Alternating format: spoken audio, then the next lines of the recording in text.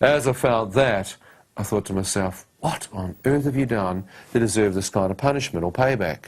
I had a flood of memories of stuff that I'd done wrong in my life. And here I am thinking, well, there's no use thinking about that, whether I deserve it or not. I'm dying. I better keep my head together here. They dragged the fishing boat over the coral reef into the lagoon. As they did, I heard them yell into the young boy to get me to shore. I turned and said, Simon, come with me, please help me. He said, yeah, no more to, wait, pal, go brother, you die, allez, allez. And I realised I was in trouble, man. I turned and said, Simon, my arm, what can I do? And he spoke to me in French. I didn't understand. He said, je ne comprends pas, je ne comprends, I cannot understand you. He put his finger out and motioned with his finger to urinate. I thought he means to pee on your arm. Yep. I thought, that's it, urinate. Vinegar will do it. Maybe urine will help and be like a bush medicine. Peeling my wetsuit off because it's constricting my breathing. I urinated over my arm, made sure I didn't rub the toxin in anymore, and got changed into my sweats. See, my wetsuit was preventing me from breathing. So as I got changed, I sat down on the boat and thought I must keep as calm as possible. I thought if my heart beats too quickly, the adrenaline rush will pump the toxin, hit my vital organs, I'm gone. So I'm a lifeguard, so I know what's going down. I know I need to get antitoxins. The way these guys are reacting, it's not some little joke. This is life-death stuff. As the young boys pole me through the lagoon, I'm sitting there as calm as possible, but I feel the poison move into my kidneys, like someone stuck their fist into my back, as the poison continued to move down the right-hand side of my body. Tinges of it are coming through into my eyes, and I'm having difficulty seeing. It's getting blurry as I'm looking at the beach. I thought, man, this is deadly stuff. As I hit the beach, the young boy motions for me to get out. I take one step forward, and my right leg crumples underneath me as I collapse into the bottom of the boat.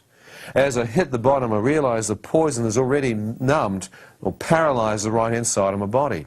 The young kid says, put the arm around my neck, so I do that, grab my right arm, which is paralyzed, and hang on to him, and this young kid does an amazing feat, only a small kid, carried me up across the sandy beach, which is really hard, up through the houses and the bungalows and the palm trees, up onto the main road.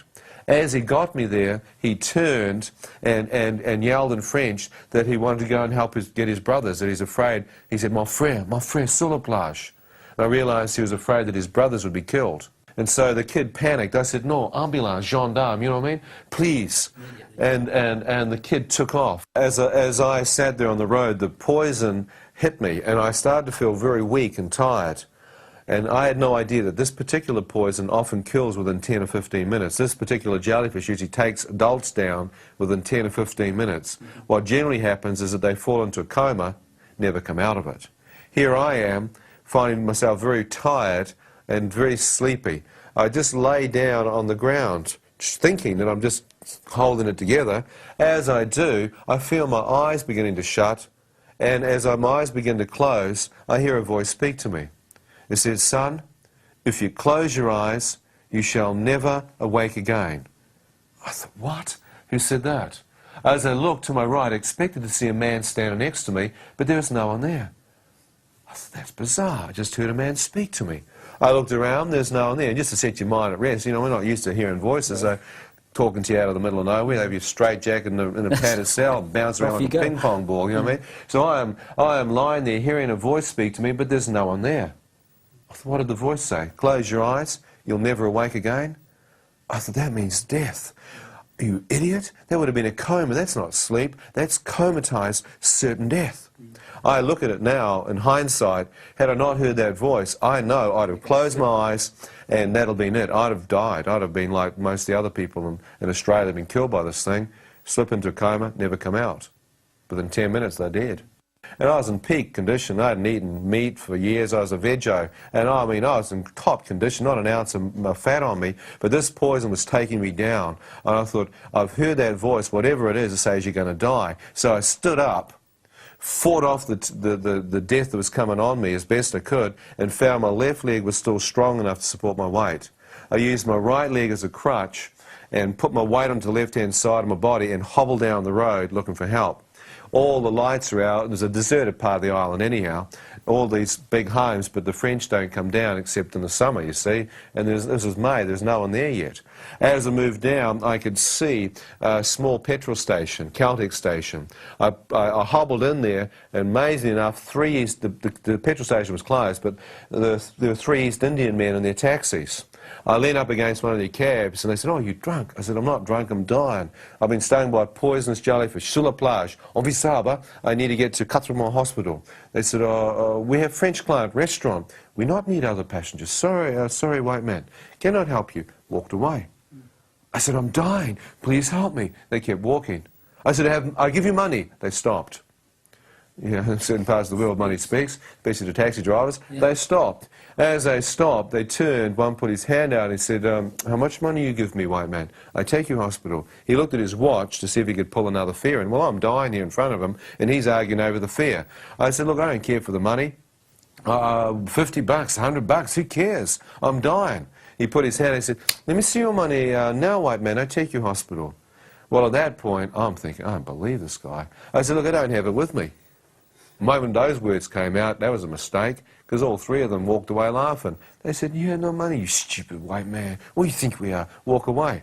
I heard this voice speak to me and said, "Son, are you willing to beg for your life?"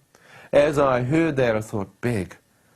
I've seen men in Africa beg. Yes, boss. Yes, massa. Couldn't stand seeing it. Coming from New Zealand, I've never seen stuff like that.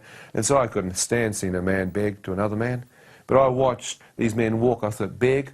I wonder if I begged. I bet you that will work. These Indians have never seen a white man beg, not in this part of the world. I've got nothing to lose. I'm nearly dead. I slipped down onto my knees in front of them, fell onto my knees because my right leg was gone, my left leg was weak, lifted my right hand, which is paralyzed, and pleaded for my life.